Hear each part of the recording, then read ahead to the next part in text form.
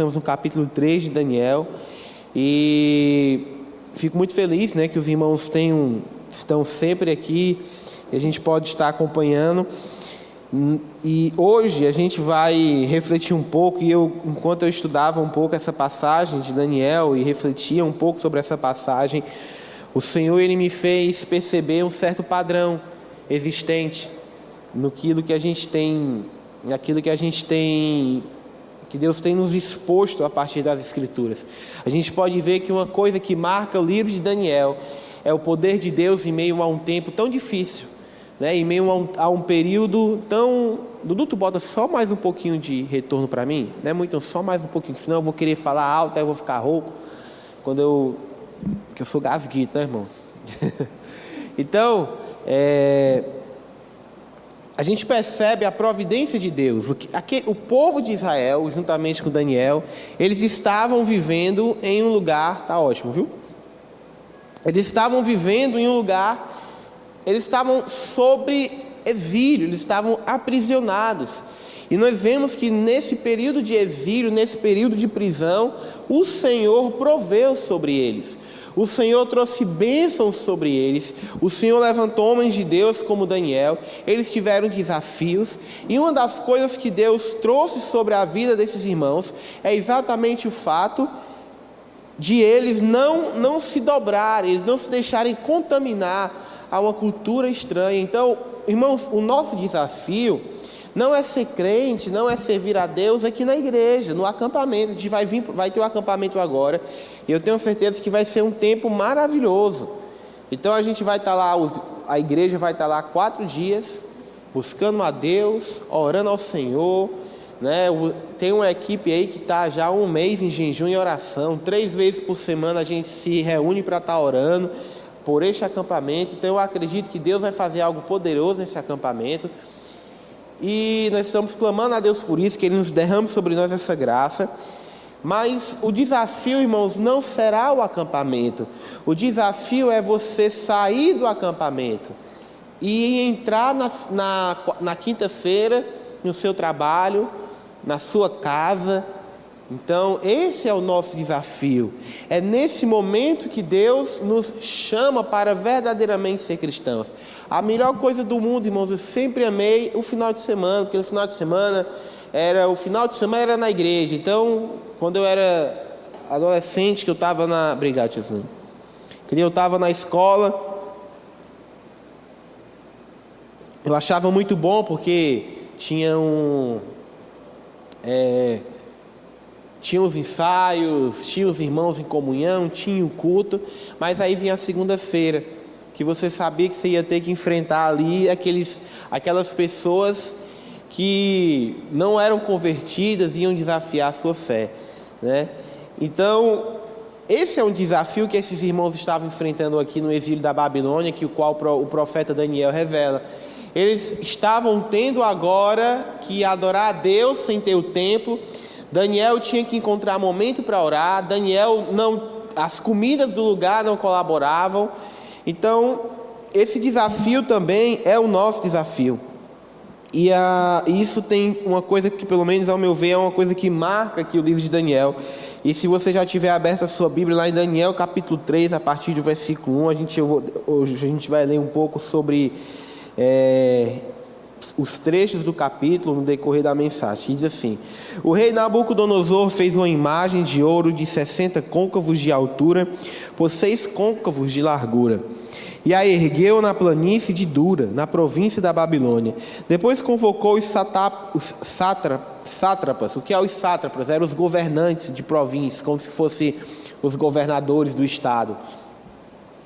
Os prefeitos e os governadores, os conselheiros, os tesoureiros, os juízes, os magistrados e todas as autoridades das províncias para assistirem à dedicação da imagem que mandaram erguer. Assim todos eles, sátrapas, prefeitos, governadores, conselheiros, tesoureiros, juízes, magistrados e todas as autoridades provinciais se reuniram na dedicação da imagem que o rei Nabucodonosor mandaram erguer e ficaram em pé diante dela. Então o arauto proclamou em alta voz: esta é a ordem que é dada a vocês. povos, nações e línguas, quando ouvirem o som da trombeta, do pífaro, da cítara, da harpa, do saltério, da flauta dupla e de todas as espécies de música, prostrem-se em terra e adorem a imagem de ouro que o rei Nabucodonosor ergueu. Quem não se prostrar em terra e não adorá-la, será lançado imediatamente em uma fornalha em chamas. Por isso, logo que ouvir o som da trombeta, do pífaro, da cítara, da harpa, do saltério e de toda espécie de músicas, os homens de todos os povos, nações e línguas prostraram-se em terra e adoraram a imagem de ouro que o rei Nabucodonosor mandara erguer. Amém, irmãos? Vamos orar mais uma vez. Pai, obrigado por esta palavra, e eu acredito e creio no poder dela, meu Pai. E eu peço a Ti, Pai, que ela venha de encontro aos nossos corações e nos transforme. Pai, me dá graça para ministrar ela aos Teus filhos. E dá, meu Pai, graça aos Teus filhos, Pai, para receber e entender, meu Pai. Frustra todo o levante do inimigo, Pai, com o propósito de prejudicar o entendimento e a exposição e a explanação da Tua palavra. E que Teu nome, Pai, seja proclamado, não a minha voz, não a minha opinião, mas a Tua voz e a Tua opinião. Em nome de Jesus, amém. Então, irmãos, nós vimos nos capítulos anteriores, na quinta-feira passada, que Deus ele entregou uma revelação ao rei Nabucodonosor através de um sonho. Quem é que lembra? Os irmãos lembram, né? A gente falou bastante disso. Cabeça de ouro, o peito e o braço de prata, a região aqui da cintura de bronze, as pernas de ferro e os pés de ferro e barro. A gente estudou detalhadamente o significado de cada uma dessas coisas. E no final a gente vê que Nabucodonosor, no final do capítulo 2, ele exalta o nome de Deus, né? Eu lembro que como eu li isso aqui pela primeira vez, eu fiquei, meu Deus, eu pensei que esse homem tinha se convertido, né? Coração duro. E eu particularmente acho esse capítulo 3 de Daniel uma das passagens mais bonitas da Bíblia. É uma das passagens que eu mais gosto. Eu lembro que quando eu era criança, eu tinha uma Bíblia, eu ainda tenho guardado lá em casa, minha mãe, né? Que eu ganhei no aniversário de um ano, que é uma Bíblia ilustrada. 4 anos, né? É uma Bíblia ilustrada, que eu tenho guardado lá, que eu vou dar pro meu filho, né? Quando ele nascer, eu vou dizer, meu filho, está aqui para você ler também. E é uma Bíblia que eu acho que nem se acha, que não é essas ilustrações dessas Bíblias que tem hoje, não. É muito bem, é desenho, aquele desenho modo antigo mesmo, sabe, irmãos? Lembra aquele desenho ali que a gente gostava? Que hoje os desenhos é tudo computadorizado, eu não vejo vantagem, né? Aí a Bíblia ela é dessa grossura. Eu me lembro que eu não sabia ler, mas eu sempre folheava a Bíblia, e a minha mãe contava as histórias, e até hoje eu tenho a imagem dos 3 homens na frente daquela fornalha ardente.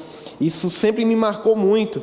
E nós vimos que o rei Nabucodonosor recebeu essa revelação desta estátua.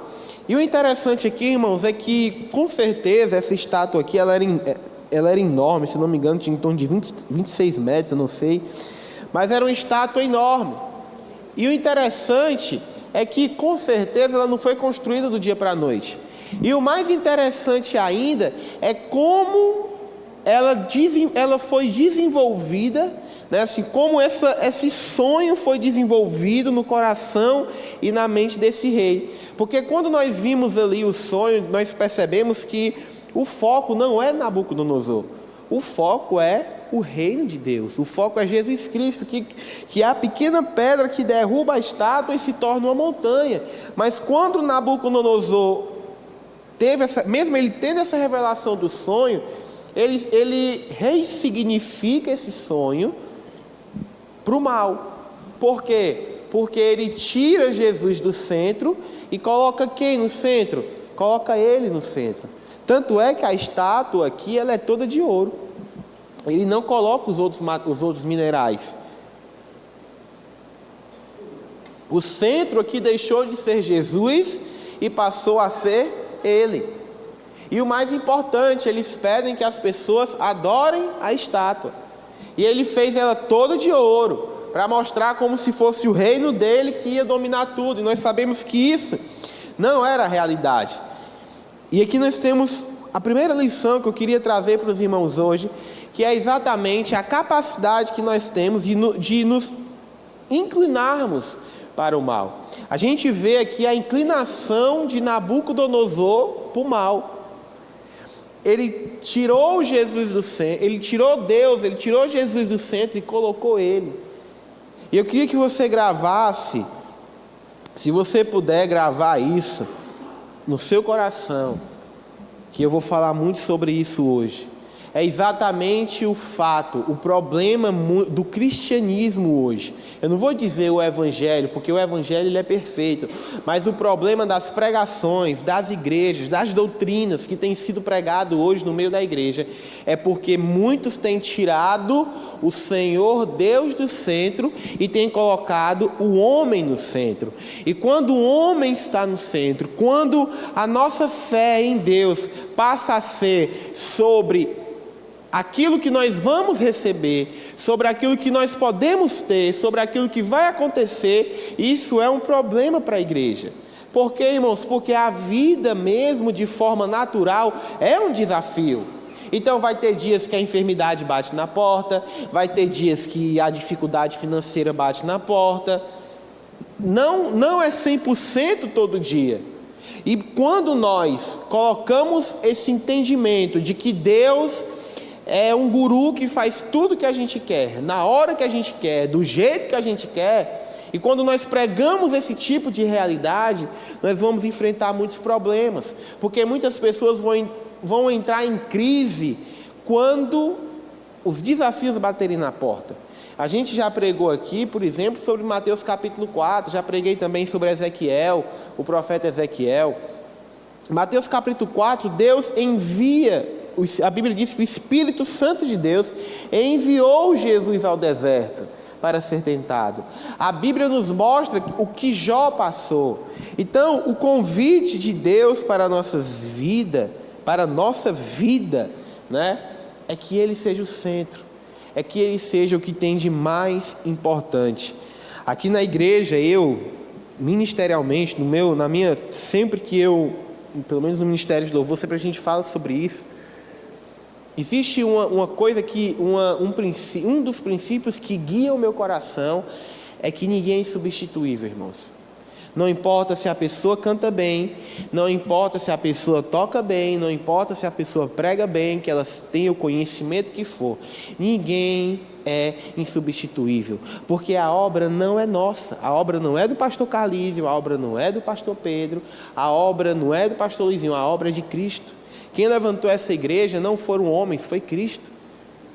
Então, pode ter o cantor que for aqui, irmãos. O Renan canta muito bem, o Júnior canta muito bem, o Eugênio canta muito bem.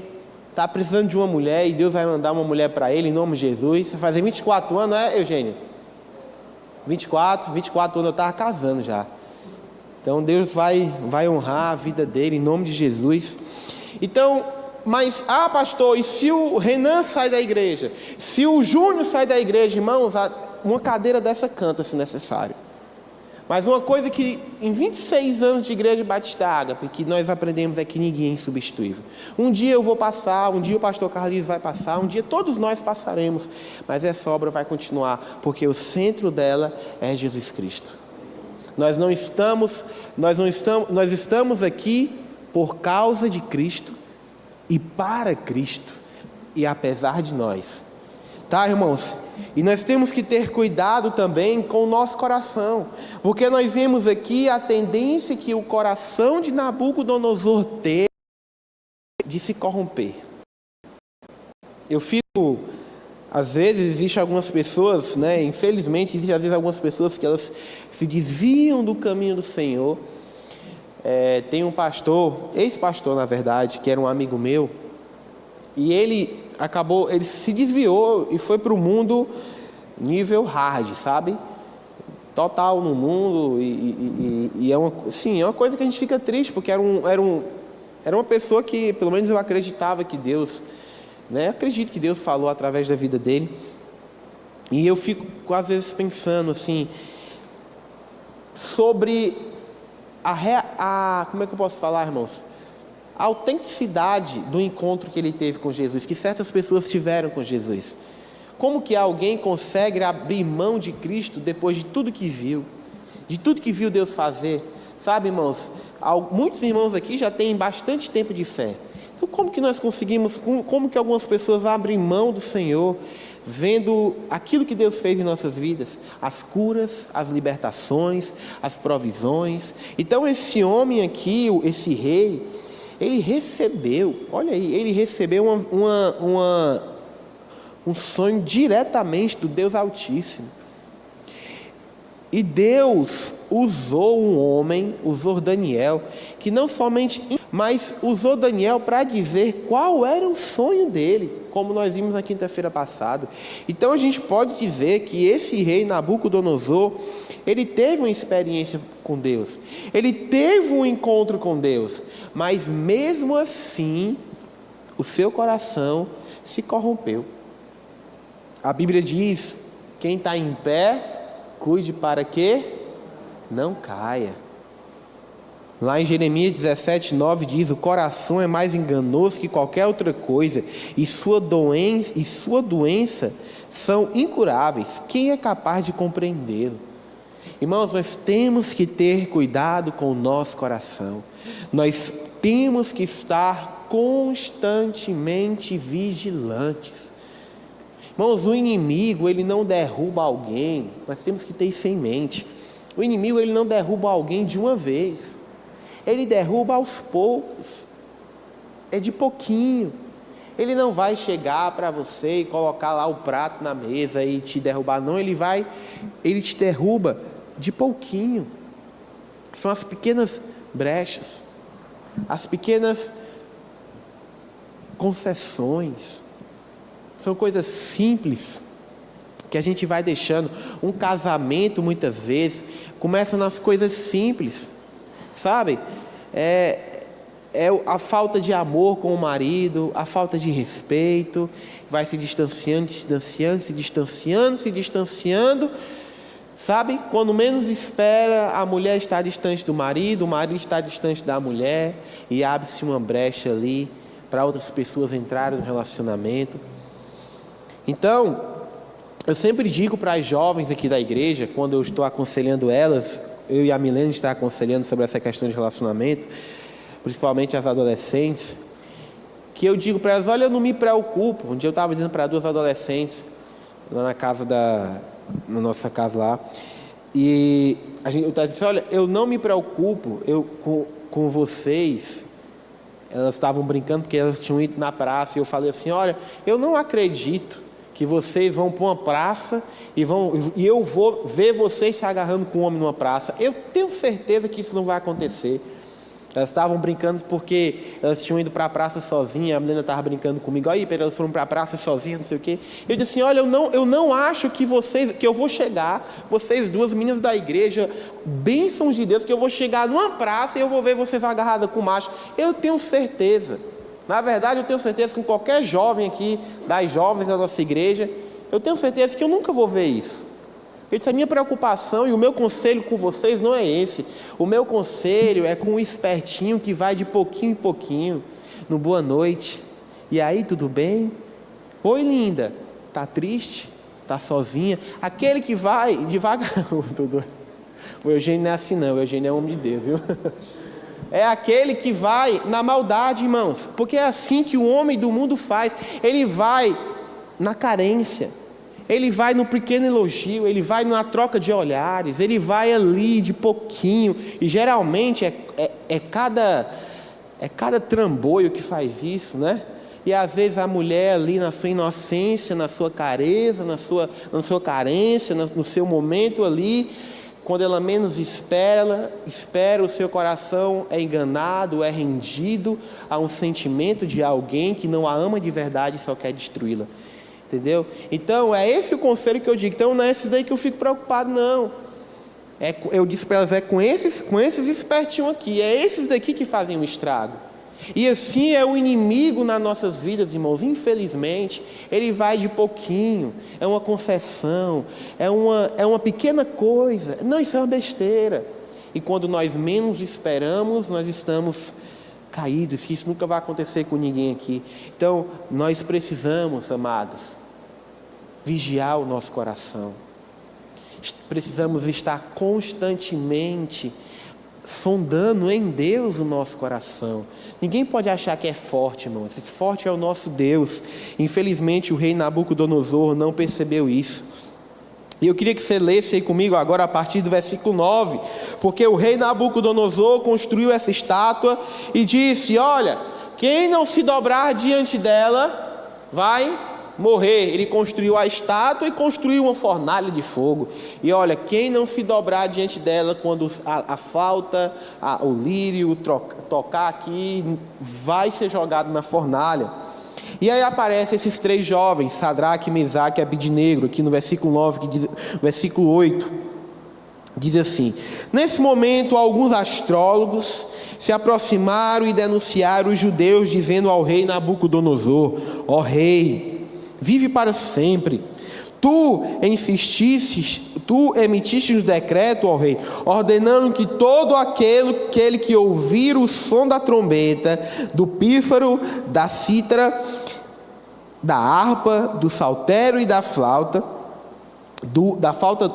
dupla e de toda espécie de músicas, se prostrasse em terra e adorasse a imagem de ouro, e que todo aquele que não prostrar em terra e não adorar seria lançado em uma fornalha em chamas. Mas alguns judeus que nomeastes para administrar as províncias da Babilônia, Sadraque, Mesaque e Abidnego, que não dão ouvidos a ti, ó rei, não prestam cultos aos teus deuses, nem adoram a imagem de ouro que mandastes erguer. Furioso, Nabucodonosor mandou chamar Sadraque, Mesaque e Abidnego. Assim que eles foram conduzidos à presença do rei, Nabucodonosor disse-lhes: é verdade, Sadraque, Mesaque e Abidnego, que vocês não prestam culto aos meus deuses, nem adoram a imagem de ouro que eu mandei erguer. Agora, pois, quando vocês ouvirem o som da trombeta, do pífaro, da cítara, da harpa, do saltério, da flauta dupla e de toda espécie de música, se vocês se dispuserem a prostrar-se em terra e adorar a imagem que eu fiz, será melhor para vocês. Mas se não a adorarem, serão lançados imediatamente em uma fornalha de chamas, em que Deus os poderá livrar, e que Deus poderá livrá-los da minha mão. Então, irmãos, aqui a gente tem algo muito interessante. Nós temos aqui 3 jovens. Vocês acham mesmo que eu vou ler isso aí? É 3,5 aqui de grau que eu tenho. Então, irmãos, aqui nós temos claramente 3 jovens que eles sabiam que aquilo dali podia custar a vida deles. Não dobrar os joelhos para esta estátua iria custar a vida deles, e eles não se prostraram. E aqui nós temos um claro ensinamento de Deus para nós. Todos os dias, irmãos, essa estátua, ela está erguida nesse mundo aí fora. Todos os dias tem uma estátua lá que o inimigo apresenta diante de nós e diz: ou você abre mão do seu Deus se dobrando a mim, ou então você vai morrer. E muitas vezes nós não temos a coragem que esses jovens tiveram. Todos os dias, irmãos, cristãos são presos e mortos pelo Evangelho. Então esses jovens aqui, a vida deles estava em jogo. Eles não abriram mão do Senhor, e isso ia lhes custar a vida. E infelizmente, muitas vezes nós temos aberto mão do Senhor por muito menos do que a vida. Tem pessoas que estão se dobrando diante da estátua que esse mundo está colocando lá fora, por sexo, por dinheiro, por amigos, por relacionamento. Infelizmente, o chamado de Deus para nós, irmãos, é não se prostrar. O chamado de Deus para nós é se permanecer fiel. O chamado de Deus e que Deus espera de nós é que nós sejamos verdadeiros e profundos, íntegros cristãos. E não é fácil. Irmãos, não é fácil se manter puro, santo e limpo nesse mundo aí fora. É difícil. Porque o que parece muitas vezes é que quando nós cedemos, a vida fica mais fácil. Quando você cede a um convite do inimigo, quando você cede a um convite do nosso adversário, parece que fica mais fácil. Sabe, é muito mais fácil no emprego você agir desonestamente. É muito mais fácil às vezes mentir, é muito mais fácil às vezes roubar, e não se engane. É o mesmo convite que esses jovens receberam. E nós precisamos, irmãos, nos manter em pé. Nós precisamos nos manter fiel. Eu estava vendo a entrevista de um determinado pastor que ele foi para a China. E ele, lá na China, ele disse que chegou lá para os irmãos chineses e perguntou: olha, qual é a linha teológica de vocês aqui que vocês seguem mais? Ele assim: linha teológica, pastor, aqui a única coisa que a gente sabe é que Jesus é o Senhor e Salvador de nossas vidas, que a Bíblia é a palavra de Deus, e nós queremos cada vez mais o Senhor. Esse pastor contou que pregou durante 5 horas, e eles queriam mais do Senhor. Sabe, irmãos, em alguns lugares, servir a Deus é significado de ser morto. Graças a Deus que o nosso país é um país que nos dá a liberdade de seguir ao Senhor, em nome de Jesus, sempre será assim. Mas isso não exclui de nós a necessidade de nós nos entregarmos por completo. E aqui no versículo 16, continua, o rei desafia eles, e isso aqui, irmãos, como eu falei, é um dos trechos mais bonitos, se você não conseguiu se concentrar até agora, eu peço que você grave isso daqui, que diz assim: Sadraque, Mesaque e Abidnego responderam ao rei: ó Nabucodonosor, não precisamos defender-nos diante de ti. Se somos lançados na fornalha em chamas, o Deus a quem servimos pode livrar-nos, e Ele nos livrará das tuas mãos, ó rei. Mas se Ele não nos livrar, sabe, ó rei, que não serviremos aos teus deuses, nem adoraremos a imagem de ouro que mandastes erguer. Irmãos, eu lembro que eu era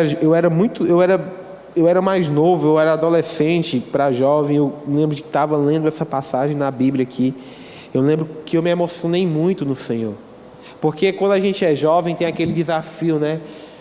Eu estava conversando com alguns jovens e eles estavam falando sobre faculdade, e eu dizendo: olha, eu queria ter com 17 anos a mente que eu tenho hoje, que eu acho que se eu tivesse a mente que eu tenho hoje, talvez eu fosse um doutor, porque quando eu tinha, irmão, 17 anos, para estudar era uma luta, e hoje eu consigo ser, hoje eu fico triste, porque às vezes a correria do dia a dia, eu não consigo ler e estudar o quanto que eu posso. Se eu pudesse, pai, eu estava até dizendo para meu pai, se eu pudesse, a única coisa que eu fazia era passar o dia todo lendo e pregando, porque é a coisa que eu mais amo fazer, irmãos, é sentar, pegar um livro, ler, e eu consigo lembrar, graças a Deus, do que eu leio.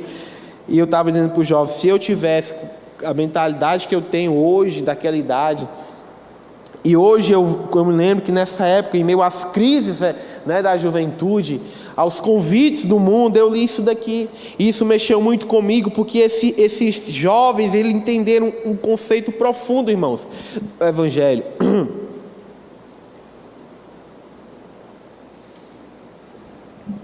Eles disseram para o rei: olha, rei, eu não preciso me defender, Deus pode me livrar, e eu creio que Ele vai me livrar, mas se Ele não nos livrar, ainda assim nós não nos prostraremos. Irmãos, o foco do Evangelho não é servir a Deus pelo livramento que Ele pode nos dar.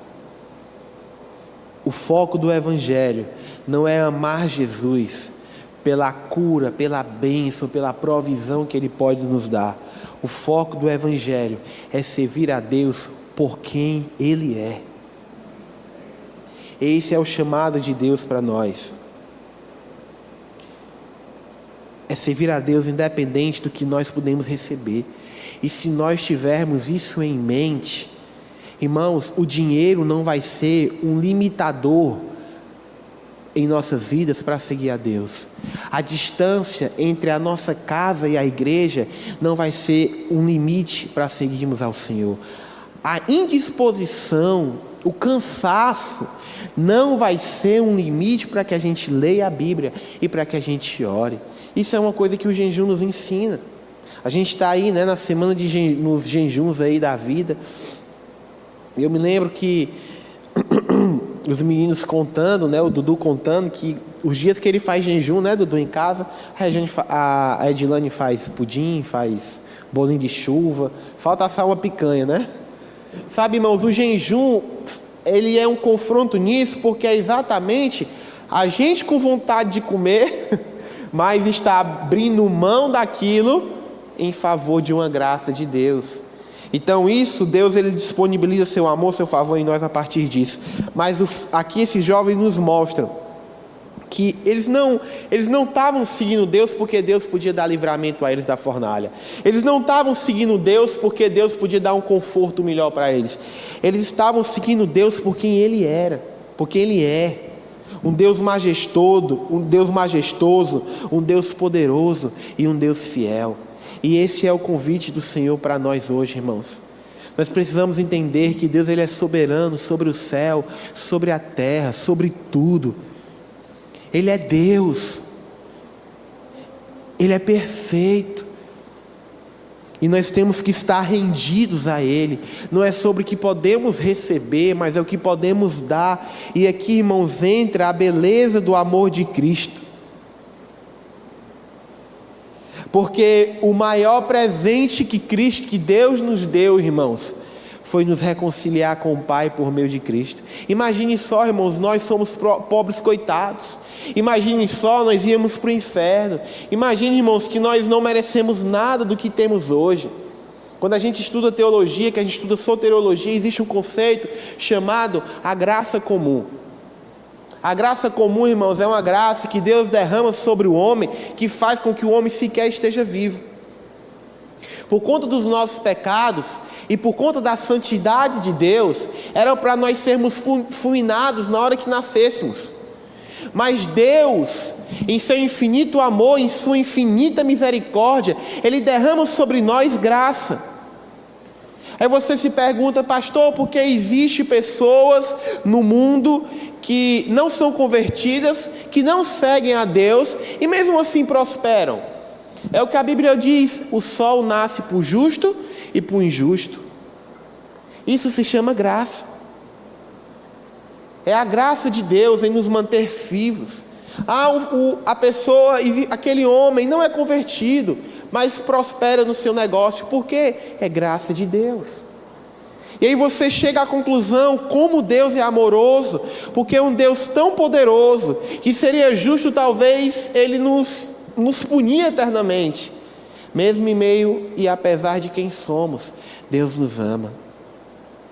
Irmãos, Deus nos adota como filhos. Está lá em Efésios, está lá em Gálatas.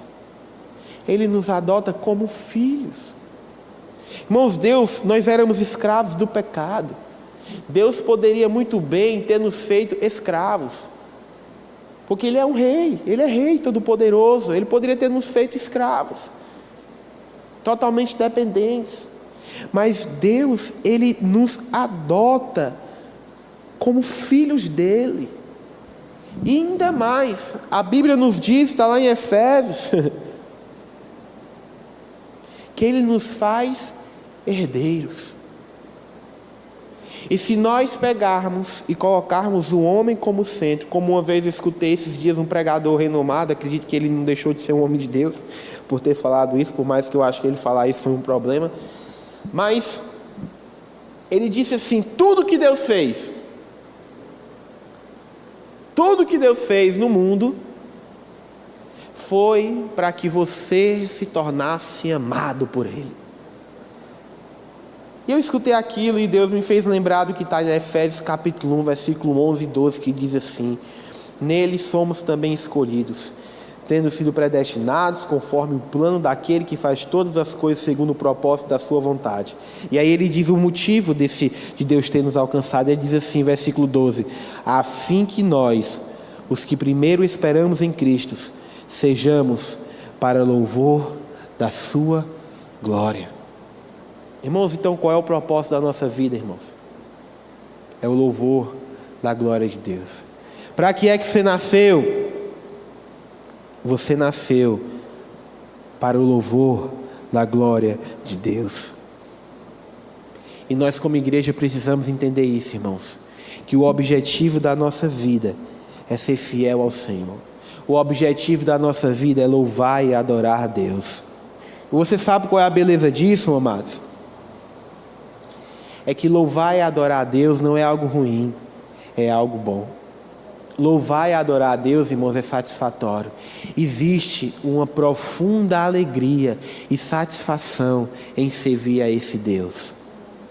E essa profunda alegria e satisfação em servir a esse Deus é um presente do Senhor. Pense só, irmãos, tudo é sobre Ele. E nós, criaturas mortais, nós somos abençoados porque amamos a Deus. Nós somos abençoados porque adoramos a Deus.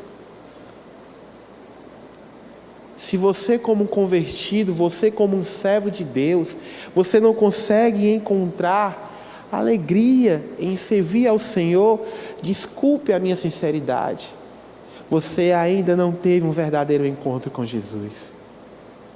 Irmãos, um verdadeiro cristão, ele não adora a Deus por obrigação, ele adora a Deus por satisfação.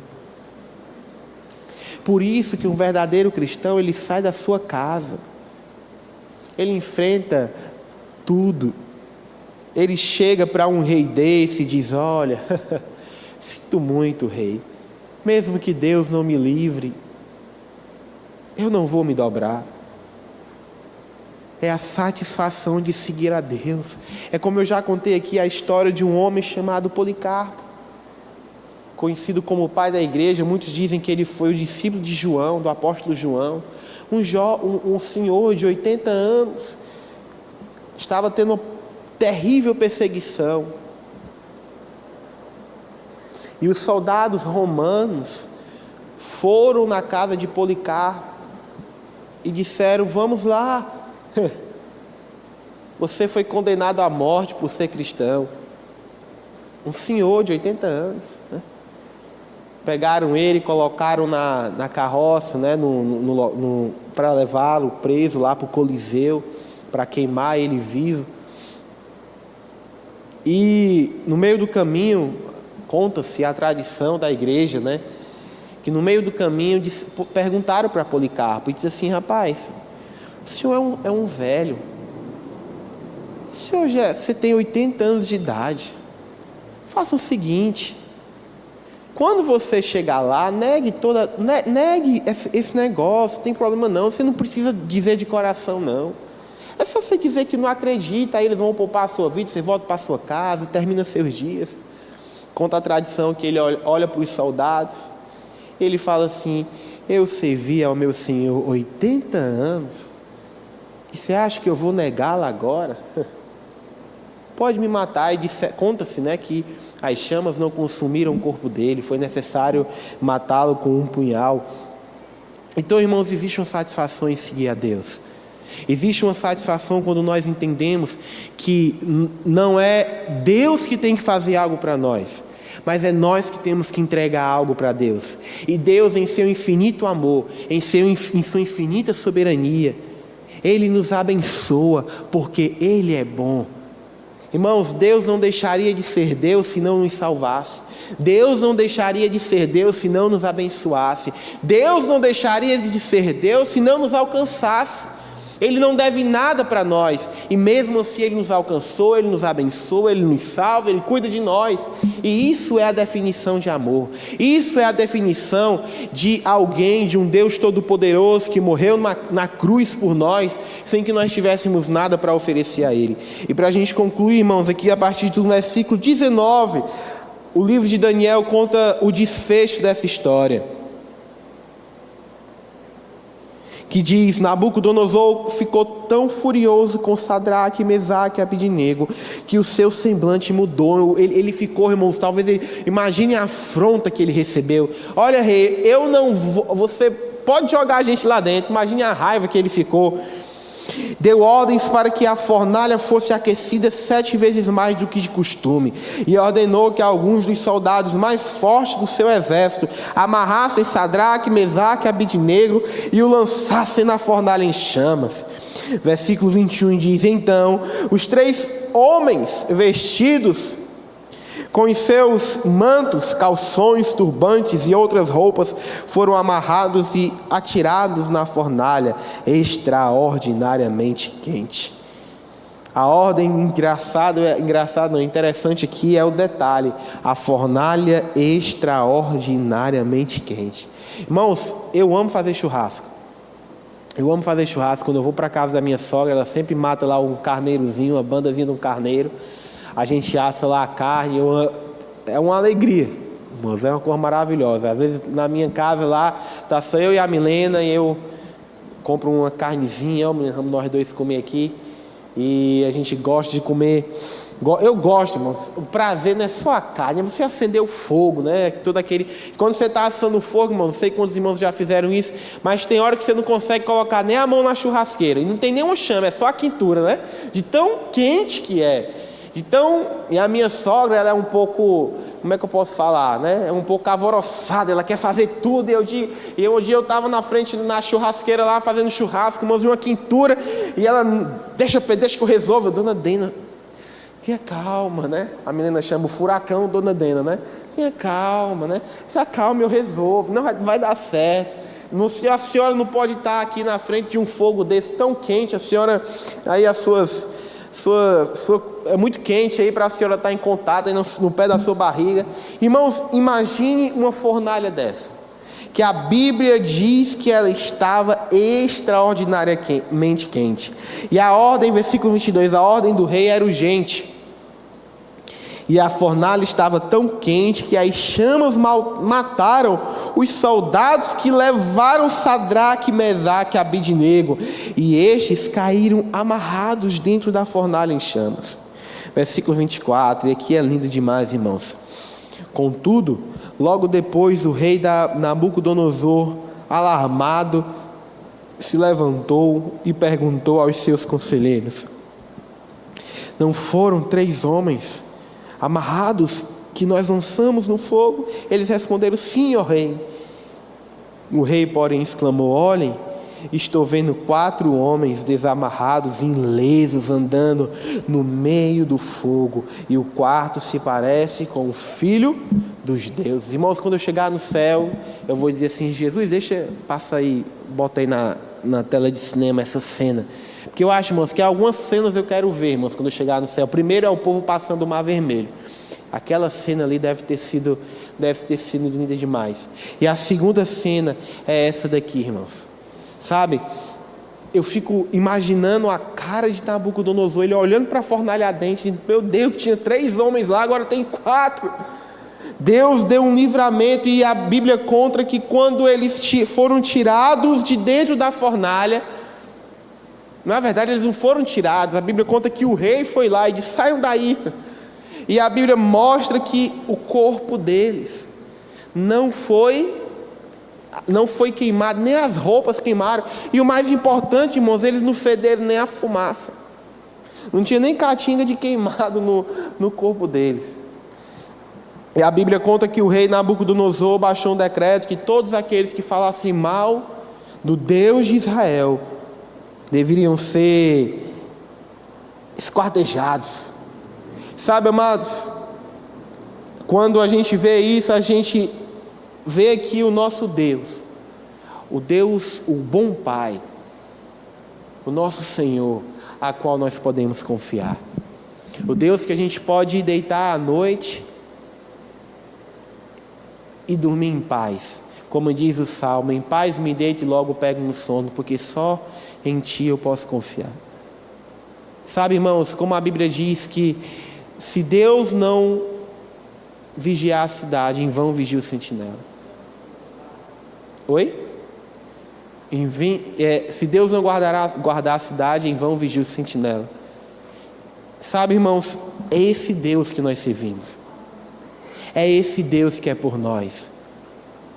Esse Deus todo-poderoso. A gente pode ver isso aqui e a gente poderia se perguntar: pastor, por que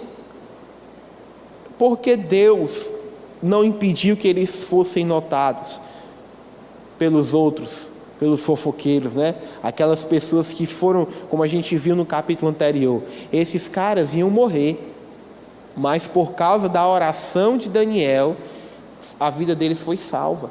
Então, Sadraque, Mesaque e Abednego orou para salvar a vida desses homens que foram lá e deduraram ele para o rei. A gente poderia dizer, Deus poderia não ter feito eles ter visto. A gente vê que Daniel não aparece aqui. Alguns estudiosos acreditam que ou Daniel estava em alguma missão mandada pelo rei, ou talvez porque Daniel ocupava um cargo muito alto no reino, ninguém teve coragem de desafiar Daniel, que Daniel estava acima desses astrólogos, então ninguém quis se opor a Daniel. Então Deus poderia ter dado vários livramentos para eles, para que eles pudessem nem sequer precisar passar por isso. E talvez esse seja também o nosso questionamento. Sabe, às vezes vem uma doença sobre nós, que a gente sofre, a gente passa dificuldade, a gente se pergunta assim, ok, Deus me livrou, Deus me fez permanecer vivo, e a gente se pergunta, poxa, por que Deus, ao invés de me dar o dinheiro, tipo assim, de Deus me dar o dinheiro da consulta, por que Deus não impediu a doença? Entende? Sabe, quando Deus o livre e guarde, nunca acontece com ninguém, mas você sofre um acidente, por exemplo, o irmão Leonardo, que está com o negócio do pé. Eu não sei quantos irmãos viram o acidente dele, mas a pancada que ele levou no vídeo, irmãos, ali era para ele morrer. Ele voou, irmãos, se bateu em um ônibus, alguns segundos ele teria morrido. Só teve o problema ali, só entre aspas, né? Teve o problema no pé, então a gente pergunta assim, ok, Deus deu um livramento para ele enorme, mas por que Deus não impediu alguns segundos o acidente? Sabe, são certas perguntas que às vezes a gente faz diante de Deus. Mas o fato é, irmãos, é que nós temos que nos concentrar que Deus nos livra das adversidades da vida. Nós estamos expostos ao dia mau, nós estamos expostos ao dia difícil, infelizmente nós estamos expostos às doenças, nós estamos expostos às dificuldades. Deus tem nos dado provisão a nós, a nossa igreja, mesmo o Brasil vivendo uma das maiores crises da história. Nunca teve um rombo financeiro tão grande na história do Brasil. Está lá, os dados não mentem. E você pergunta, tá, pastor, então por que não seria mais fácil Deus ter colocado uma outra pessoa lá que fizesse tudo certo? Sabe, irmãos, a gente não controla as adversidades da vida. E talvez nós nunca vamos entender como que Deus faz as coisas. Mas uma coisa nós podemos confiar, Deus é por nós. E nós podemos descansar o nosso coração, porque Deus é por nós. É a situação de Jó.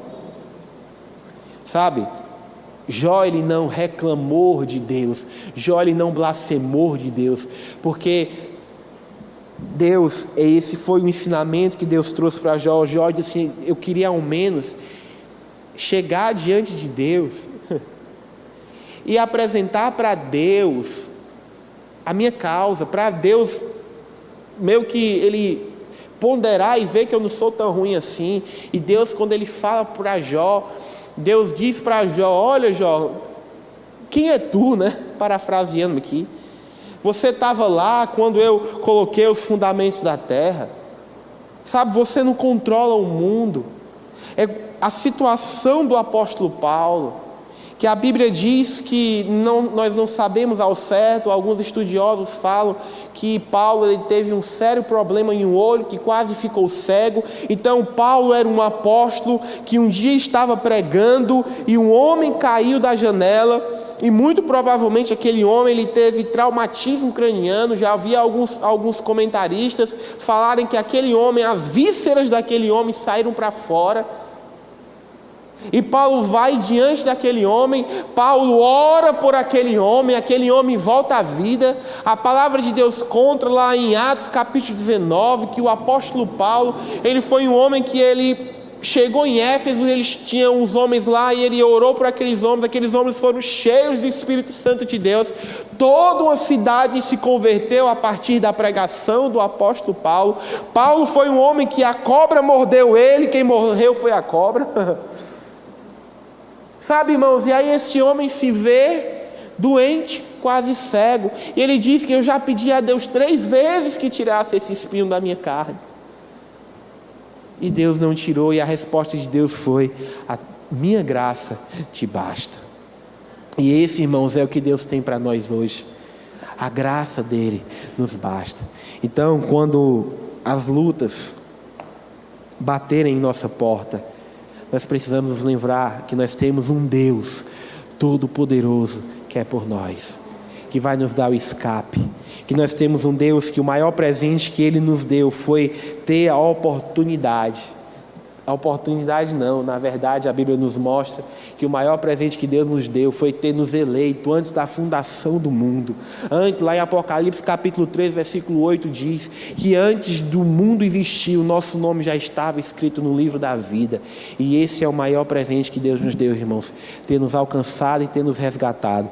Então, quando a adversidade, quando a dificuldade bater na sua porta, lembre-se que Deus é por nós. Amém? Vamos orar ao Senhor. Fique de pé, por favor.